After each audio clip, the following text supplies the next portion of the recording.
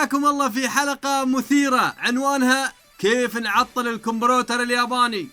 الإمارات مع اليابان هنا في استاد هزاع بن زايد يوم الخميس إن شاء الله. طبعا صراحة احنا ياسين أنا والكابتن أحمد نصر وعصام زياد ندور على فيروس نعطل فيه الكمبيوتر الياباني. كيف نعطله يا كابتن أحمد؟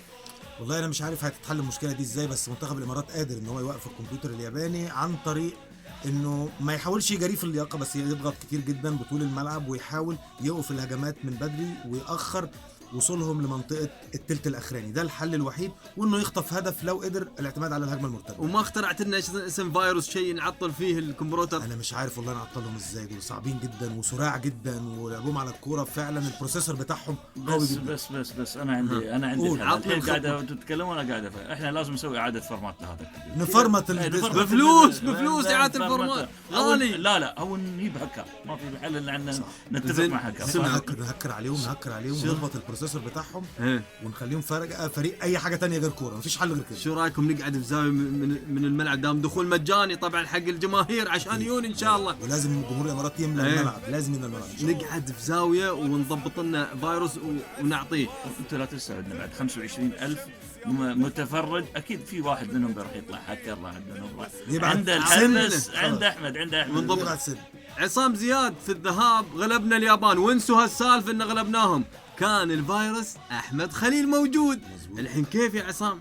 والله هذه مشكله كبيره جدا، لازم نرجع نفكر ونعيد لكن لا تنسى ان في عندنا احنا واحد قادر انه يعطر هذا الفيروس. اتكلم اليوم عن علي مبخوت، علي في ايد وعموري بعد، وعموري المساعد، الاسيست من عند عموري، واكيد اللي راح يعطل الفيروس هو علي مبخوت. نعم كابتن احمد نصر، شوف كمبيوتر ويقعدون يضبطون ويحطون هذيل ما اعرف شو الشفرات مالهم الكود، لكن يقولون قائدهم هسيبي مصاب وما بيلعب. يعني تتوقع اليابان يتاثر اذا غاب احد ولا؟ لا محترفين منظمين جدا. يا عمي نخلص من هاسيبي يطلع لي يوشيدا، نخلص كامازوكي. كفايه الاسامي ما اعرف.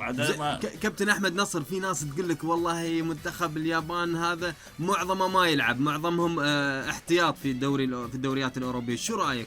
والله بص احنا يمكن يكونوا تعبانين شوي، يعني ممكن يكونوا تعبانين شويه، يمكن احتمال، بس انا بتكلم كفريق الياباني كمنظومه من اكثر الفرق التزام. لا يا احمد، لا يا احمد، لا يا عطين يقول خلنا اللعيبه كلها تلعب في الدوري الالماني. هوندا كان بيلعب. ايوه هوندا كان بيلعب. عندك اكثر من لاعب في الدوري الالماني، سواء مع اندرلخت، مع هيرتا برلين، اللي مع ليستر سيتي ياباني، اللي مع ايضا مع ليستر سيتي في الدوري الالماني. الحين بعرف انا اليابان منتخبهم لعيبتهم محترفين احتراف صحيح، حتى لو كانوا احتياط يعني يدربون ياخذون حصصهم كامله، حتى لو كانوا ياسين في المدرجات، اكيد لعيبه يعني على مستوى عالي. يعني ما اللي يتحجج بهالحجه هدك من هالسالفه. الفيروس مالك ما ينفع، نبى فيروس غيره. لا نبى فيروس فعال. شو رايك بفيروس الجماهير كابتن احمد؟ فيروس يعني يقدر. اعطيني شيء عن الجماهير، ما نبى جماهير قاعده تاكل حب. شو ما هو المشكله؟ انت الجمهور لما بيشجع هيشجع باللغه العربيه، يوم ما هيتطور هيشجع بالانجليزي. دول اليابان قليلين جدا اللي بيفهموا لغه ثانيه يا اخي. يمكن فاهمين يا اخي، والله يمكن ما نعرفش. انا افتكر مره كابتن فهد عبد الرحمن كان بيلعب ككابتن المونديالي، وكان بيلعب جنب حد مش فاكر كان كوري او حكى لي القصه. كان كوري وقعد طول الماتش عمال يكلمه بالانجليزي ويستفزه، وطلع في اخر المباراه الراجل مش فاهم هو بيقول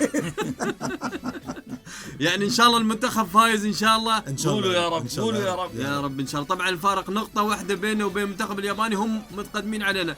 هدكم من كل السوالف. انا اقول يا كباتن صراحه في فيروس اشوفه يمكن يضبط، القوه والاراده والحماس. اوكي المدرب يحط الخطه ما مشكله، لكن الحماس اللعيبه على طول شغالين 200%. ولا تنسى ان بعد مدربهم يقول لك رد الاعتبار. خليل الزيت شو عنده؟ خليل الزيت عنده اعتبار ومره سمع الثار وما ثار. لا هو رد اعتبار. لكن اكيد بنقول له غني يا وحيد. يقول ما نام وحليله، يقول ما نام يا اخي، يقول ما نام بعد الخساره الاولى. طبعا الخساره الاولى يعني هو جاي كده كان جايبينه انه ينقذ المنتخب الياباني، راح خسر. ولازم لازم يرد اعتباره طبعا. المنتخب الاماراتي زي ما اتفضل كابتن مهدي وقال، ولازم الاراده في الملعب طبعا، ويوزع المجهود على 90 دقيقه، لان الناس دي لياقتها البدنيه البروسيسور بتاعهم عالي جدا. مش انتل 7 ولا ده انتل 10 و11. لكن ان شاء الله نخلصها. عموري مبخوت مهدي علي يسجل، المهم نشد حد يخلصنا. نشد الفيشه وخلاص. حط الكمبيوتر كله، بدوا الكهرباء عليهم. يعطيكم العافيه. حبيبي يا كده.